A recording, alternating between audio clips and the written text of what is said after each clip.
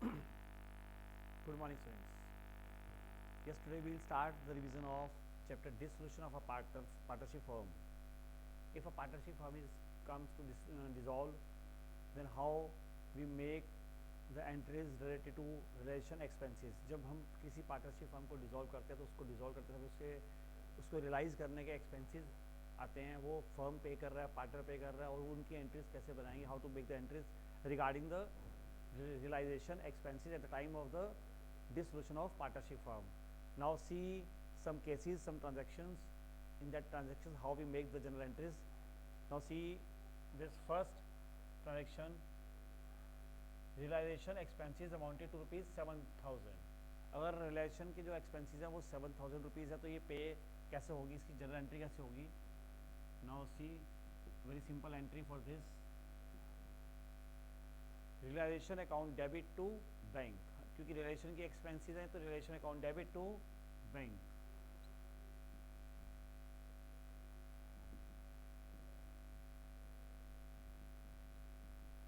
ये रियलाइजेशन के एक्सपेंसेस इस तरह से पे किए जाएंगे, उसकी एंट्री इस तरह से पास होगी. Realisation account debit to bank ₹7,000. To bank की पेमेंट की है. Now see second transaction. Realisation expenses amounted to ₹8,000 paid by partner A. Partner A paid कर रहा है, ये रियलाइजेशन के एक्सपेंसेस पार्टनर पे कर रहा है ₹8,000. तो जो पार्टनर पे करेगा, क्योंकि एक्सपेंसेस तो रिलेशन के अगेन रिलेशन अकाउंट को हम डेबिट करेंगे. अभी पे कौन कर रहा है, पार्टनर ने पे करना, तो हम पार्टनर के अकाउंट को, क्योंकि उसे पे कर दिया, ये पेड बाय पार्टनर, पार्टनर ने पे कर दिया तो हम इसको क्रेडिट करके उसको ये अमाउंट देंगे. तो इसकी एंट्री बनेगी कि पे कर दिया पार्टनर ने ये amount,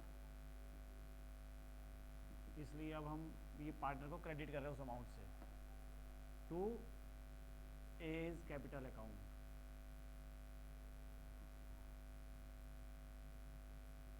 ₹8,000. Now see the third entry related to this. In third transaction there is realization expenses amounted to ₹10,000 were paid by firm.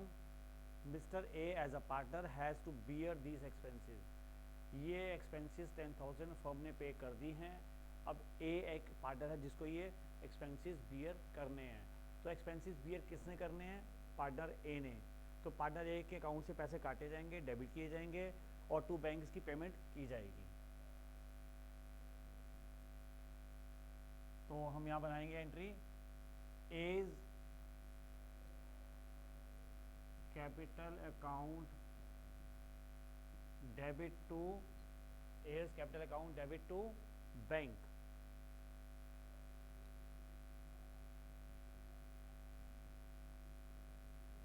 ये अमाउंट है ₹10,000. तो ₹10,000 की ये एंट्री बनेगी. Now come to the last transaction. X a partner to be paid remuneration of ₹20,000 for dissolution work. ये सारा dissolution जो firm को डिसॉल्व किया जा रहा है, इसका डिसोल्यूशन वर्क की जो काम किया, पूरा डिसोल्यूशन करने का जो प्रोसेस है, ये पूरा प्रोसेस पूरा करने का जो रेम्यूनरेशन है वो एक पार्टनर एक्स को दिया जा रहा है ₹20,000. और रिलेशन के जो एक्सपेंसेस आए हैं वो ₹7,500 जो फर्म ने पे करने हैं. तो फर्म ने एक तो डिसोल्यूशन वर्क करने के लिए रेम्यूनरेशन पे करना है, ऑल्सो फर्म ने क्या पे करना है, ये रिलेशन के एक्सपेंसेस पे करने हैं. तो फर्म इसके लिए क्या एंट्री बनाएगी अपने पास, रियलाइजेशन अकाउंट डेबिट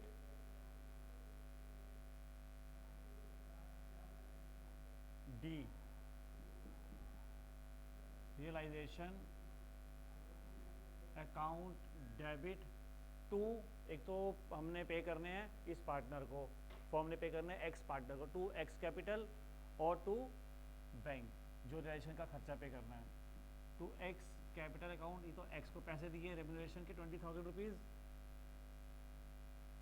और टू बैंक जो पेमेंट 7,500 की जो पेमेंट करनी है ये एक्सपेंसेस की, ये वो पे की है टू बैंक. तो टोटल अमाउंट डेबिट की जाएगी रिलेशन में से 27,500.